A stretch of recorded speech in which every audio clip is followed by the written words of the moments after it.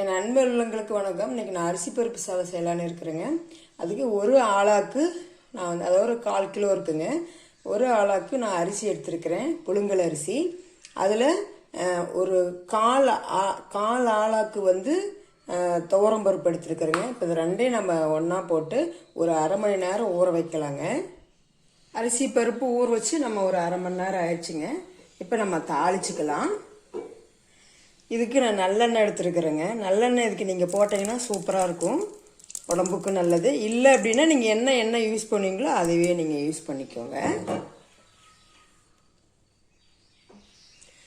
எண்ணெய் காஞ்சிடுச்சுங்க. இப்போ கடுகு போட்டுக்கலாம். கடுகு பொரிஞ்சிருச்சு. இப்போ பார்த்தீங்கன்னா ஜீரகம் ஒரு 1/4 டீஸ்பூன், சோம்பு வந்து 1/4 டீஸ்பூனுக்கு கம்மி, ஒரே ஒரு பட்டை, ஒரு 10 மிளகு, அப்புறம் பூண்டு இஞ்சி தட்டி வச்சுருக்கேங்க, ஒரு கொத்து கருவேப்பிலை, ஒரு 10 சின்ன வெங்காயம், ஒரு 2 மிளகாய் கிள்ளி வச்சுருக்கேன், ஒரு தக்காளி. நம்ம வந்து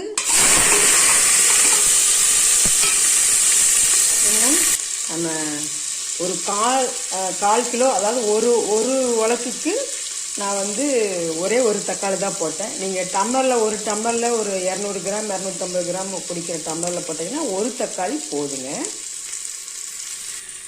இந்த மாதிரி நல்லா வதங்கிக்குச்சுங்க. ரொம்ப வதங்கணும் அப்படிங்கிறது தேவையில்லை, ஓரளவுக்கு வதக்கினா போதும். நான் வந்து இந்த டம்ளர் வந்து அந்த உலக்கு அளவு இந்த டம்ளர் பிடிக்குங்க. இதுவும் 1/4 லிட்டர் டம்ளர். இதில் வந்து நான் ஒரு உலக்குக்கு 3 டம்ளர் தண்ணி ஊற்றுறேங்க. அதாவது நீங்கள் வந்து சாப்பாட்டுக்கு உங்கள் அரிசியில் சாப்பாட்டுக்கு ஒரு டம்ளருக்கு அல்லது ஒரு உலக்கோ எவ்வளோ ஊற்றுவீங்களோ அந்தளவு ஊற்றினா போதும். பருப்பு வந்து நம்ம ஒரு 1/4 உலக்கு போட்டிருக்கணும். அதுக்கு ஒரு 1/4 டம்ளர் ஊற்றினா போதும், அதிகம் ஊற்ற தேவையில்லை. பருப்புக்கு நமக்கு ஒரு 1/4 டம்ளர் இருந்தால் போதும். இப்போ வந்து நம்ம கொஞ்சம் மஞ்சள் தூள் போட்டுக்கலாம்.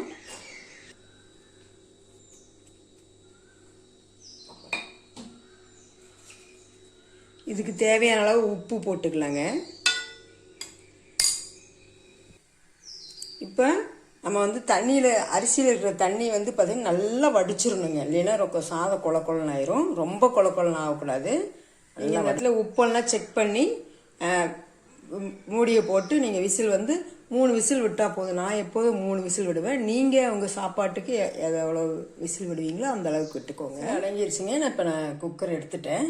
பாருங்கள், சூப்பராக ரெடி ஆயிடுச்சு.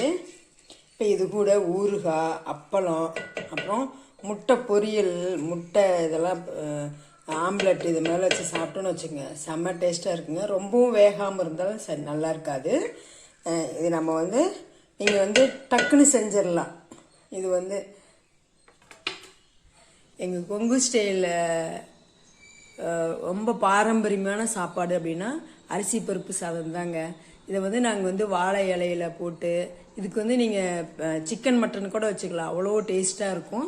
நீங்கள் நார்மல் இந்த மாதிரி தான் வைக்கணும் அப்படிங்கிறதெல்லாம் இல்லை. பொரியல் வச்சு சாப்பிட்ணும், ஊறுகாய் வச்சு சாப்பிட்ணுங்கிறதுல நீங்கள் மட்டன் சிக்கன் நல்லா சூப்பராக இருக்குங்க டேஸ்ட்டாக.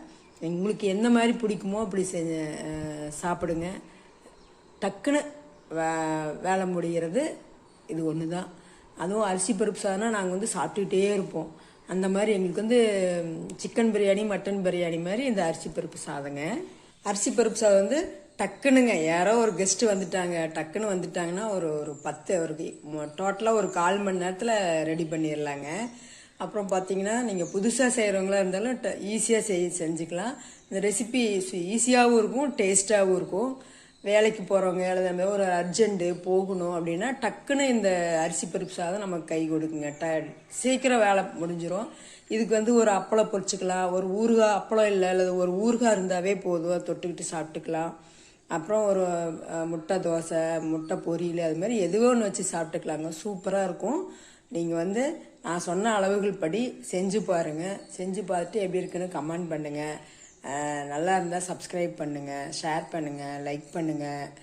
உங்கள் ஃப்ரெண்ட்ஸ் அண்ட் ரிலேட்டிவ்க்கு ஷேர் பண்ணிடுங்க. தேங்க்யூ.